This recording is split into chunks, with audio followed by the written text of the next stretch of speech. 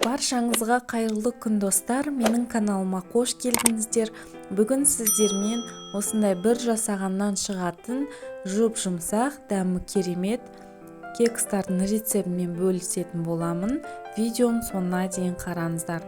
Бізге қажетті ингредиенттердің барлық мөлшерін төменде описаниеда қалдырамын. Алдымен ыдысқа осылай жұмыртқа, содан соң қанттың барлық бөлігін қоспай, жарты бөлігін қосып алып миксерлейміз.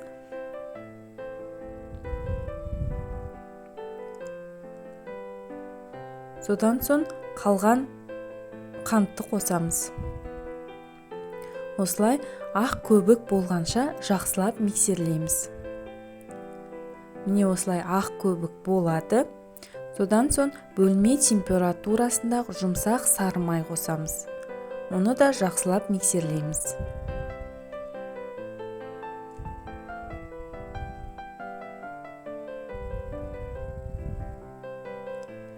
Кейін ұнға қопсытқышты қосып жақсылап араластырып, ұнды да бірден салмай, біртіндеп қоса отырып, бірнеше бөлікке бөліп, осылай жақсылап миксерлейміз. Міне бізде осындай масса пайда болды. Осы массаны целлофанға, болмаса қасықтың көмегімен осы кекстің ыдыстарына құйып шығамыз. Ортасына мен вареный сгущенка салдым. Мейіз болмаса жаңғақ өздеріңіз қалауларыңызға қарай қоссаңыздар болады.